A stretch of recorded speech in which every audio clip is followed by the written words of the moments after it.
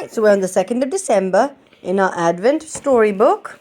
On the 2nd of December, it says a mysterious flying object.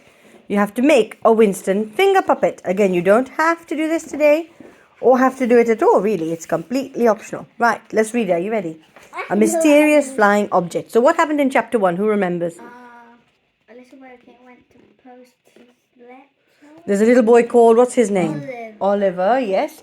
And he works in his mummy and daddy's toy shop. Yeah, what is his main job in the toy shop? Wrapping toys. Wrapping the gifts, yes. And then he ran out to post his letter to, who was he writing this letter to? Santa. To Father Christmas, that's right, Santa Claus. And what happened in the middle of posting his letter through the letterbox? He got called by his mum. What did she say? Do you remember what And he wrapped some presents and must be called out there without your coat. Yes, can you have some presents and it must be called out there without your coat. And while he hurriedly put his letter in the box, then what do we think happened? Or what could have happened?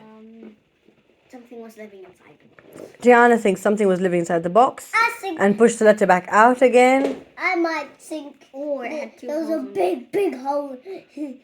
Nian thinks On the roof. there's a big hole in the roof of the letterbox, so the letter just flew out the hole. Or it went in through, if it had two holes for posting on one side, or if it went in through one and then got from Yes, it went in through one hole of the letterbox and out the other. Or they don't know if it was a bit of wind or winter magic, but whatever it was, What if his there was letter a did not make it into the letterbox. What if there was a bad idea and yours of holes around it? And then 5. Well, then I think all the letters would have flown out, wouldn't they? But only Oliver's flew out. So let's see what happens. It says, a short while later, when the shops had all eventually closed, a small grubby white mouse poked his nose out from under the pile of rubbish he had been rummaging in. He was in a dark alleyway, going through the bins trying to find something to eat and something he could wrap himself up in for the night. But he wasn't having much luck. Newspapers usually made good blankets, but all the pieces he could find tonight had been snowed on, and so were now stoggy and not very cozy at all. He looked around a bit more. Oh, this looks more likely, he thought. He found a piece of soft fabric poking out from under the snow. He gave it a good heave, but it turned out to be much smaller and not quite as stuck as he'd anticipated, and he flew backwards and landed on his bottom with a bump. He shook his ears and took a proper look at the fabric. It wasn't large enough for him to use as a blanket. It was just a thin strip of tweed that had been thrown out by the man in the tailor shop nearby. The little mouse sighed. Never mind, Winston, he squeaked to himself. You can use it as a scarf. And he wrapped it around his neck. Who's Winston? the mouse. Yes, that's the mouse's name. Well, it certainly kept that little bit of him a touch warmer. I had it first. Do you want to hold on to it? Now we sorted out the bookmark issue. Right, here we go. Well, it certainly kept that little bit of him a touch warmer, but it didn't do much for the rest of him, so he used it as a scarf. The night was bitterly cold, and he was shivering from the top of his ears to the tip of his tail. Winston decided to have a rest for a moment. When you are very tiny, rummaging through anything, especially human-sized bins, takes a lot of hard work. He found the driest corner of a cardboard box, settled himself down and closed his eyes. There he is, wearing his tweed scarf. Winston took a big sniff. All around him the evening air was filled with the smell of dinners being taken out of ovens and party food being laid out on silver trays in the houses and hotels nearby. He sniffed again. He could smell roast potatoes. What else do you think he can smell? Before I turn the page. He could smell roast potatoes, carrots, peas, chibagit, sweet corn, and chips. Okay, let's see. It says potatoes. Oh, there's a lovely picture on this side. Oh, there's some examples of what he might be smelling here. Look. Gingerbread men, Not only pretzels. Well, let's see.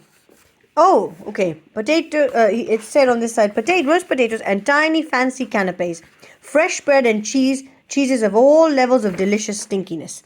Okay, so it's only mentioned a few things there. Who likes stinky cheese?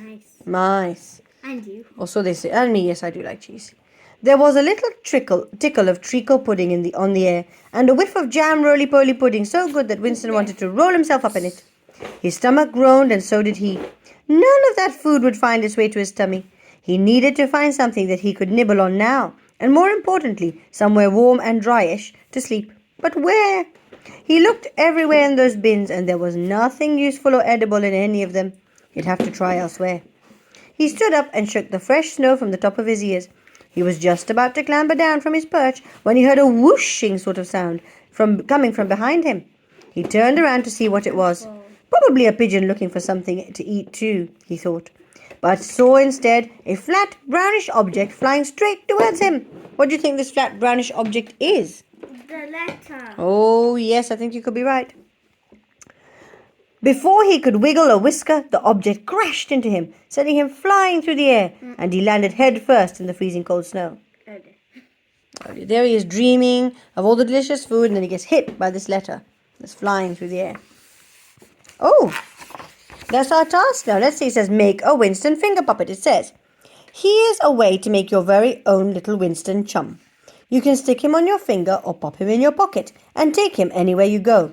You will need 2 A4 sheets of white card, scissors, PVA glue or sticky tape, pencils and pens, and 5 centimeter piece of string or wool. So it seems they're making a white mouse. Winston seems to be a white mouse.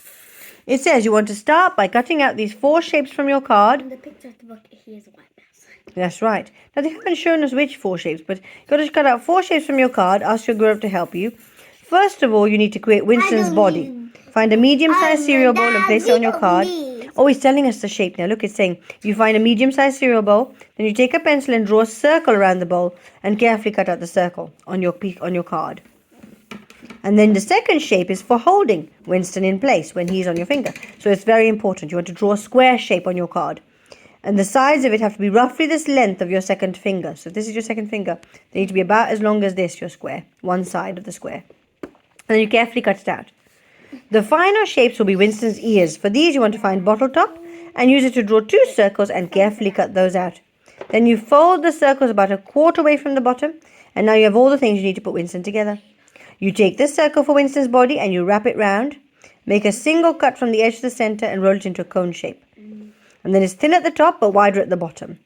Once you're happy, you put some sticky tape down to hold it in place like this on this little figure here. This is not quite as curvy as yours might be. Then you want to put some glue on the bottom folds of the ears and stick them to Winston's body, roughly halfway down the cone. Glue or tape the string or wool to the body so it dangles out of the end of the cone, and be sure that you have put it on the same side as the ears. So you want this wool string on the same side as the ears. Now you take the second square and roll it into a cylinder just big enough for your second finger to fit in, and you fix it in place with some glue or sticky tape and then glue it inside the cone. Finally, you use a black felt tip pen to carefully draw Winston's eyes, and if you have red or pink felt tip pen or crayon, you could use that to draw his nose and maybe some nice rosy cheeks. There we go, that's our activity for today. We're going to make a finger puppet Winston.